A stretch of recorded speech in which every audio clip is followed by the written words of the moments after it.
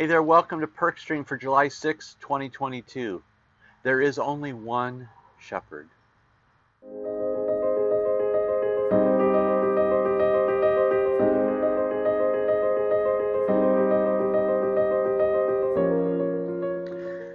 Hey there, thanks for joining me for PerkStream. Hey, I just want to say up front that this is going to be the last PerkStream before I go on sabbatical.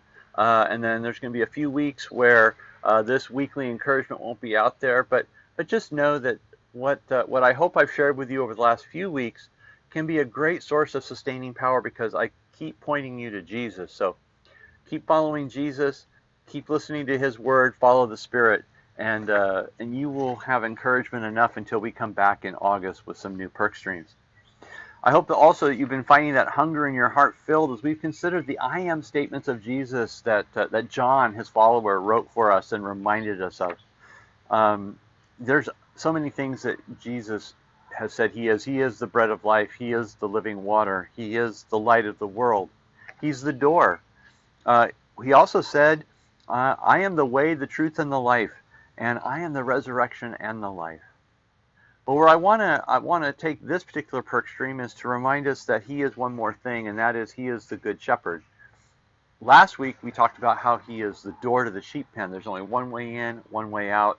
That's the place that we can find him and find the true kingdom.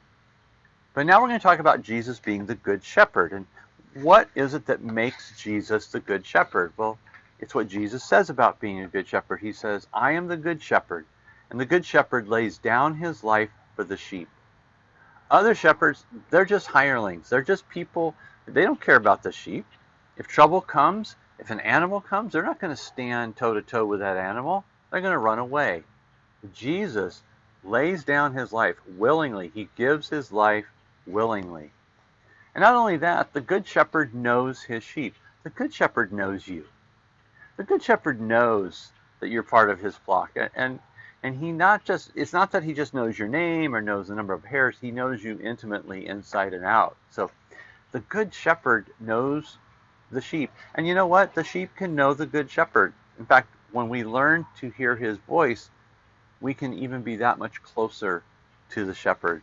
The not so good shepherds, they have a hard time wrangling the sheep because even though they say things that are high sounding and seem like that they're the thing that we should be paying attention to, after a while we just find that, you know what, it doesn't sound like the good shepherd. It doesn't fit what the good shepherd is saying. But you know what?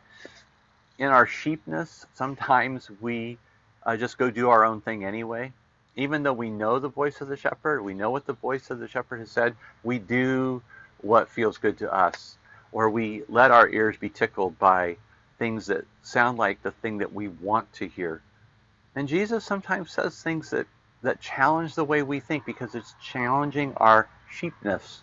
And our sheepness is the tendency we have to do what we want to do when we want to do it. But we have a good shepherd. He's laid down his life for the sheep, and he has said to us, if you know my voice, you will follow me. In fact, my sheep know my voice, so you will follow me. Unfortunately, there are sheep that don't seem to want to be rescued. They feel just fine where they are, or they hear the voice of the shepherd and they run farther away. And it's between them and the shepherd as to what happens with their life. But if we will listen to the shepherd, we will know true life, we will know peace, we will know less anxiety because we know that the shepherd is looking out for us. And really the best way to know the shepherd is to listen to his voice and stay connected to him. When we're concerned that we don't know his voice, a good source for the voice matching is to go to the scripture, to what does the scripture say Jesus said? Because we believe that those people wrote down faithfully what he had to tell us. We have access to thousands and thousands of voices, and voices that speak on top of voices, and we need to be able to take those voices and run them through a sure screen, and that is the screen of Scripture. They may have talked about Scripture, but what are they saying about Jesus, and does it match? Does it voice match what Jesus said? And you might say, Pastor Mike, you said all that last week. Why would you say it again? Well, because I think it's good for us to hear.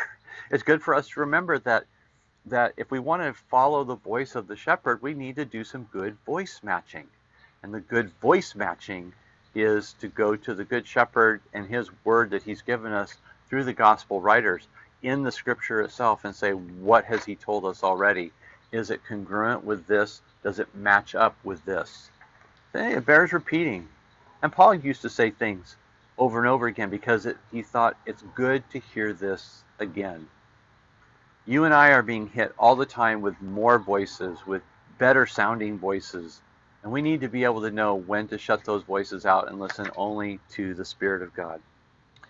Well, hey, thanks for listening, and thanks for picking up this word. Just know that we have a good shepherd, and the good shepherd's voice is true, and every other voice needs to match his, or it needs to be discarded. So I appreciate you listening for the Spirit of God, for the voice of Jesus in your life, and that you would follow only that voice. I'll see you back here in a few weeks. Until then, the Lord bless you and keep you, and may you continue to listen, and listen well for the voice of the one shepherd.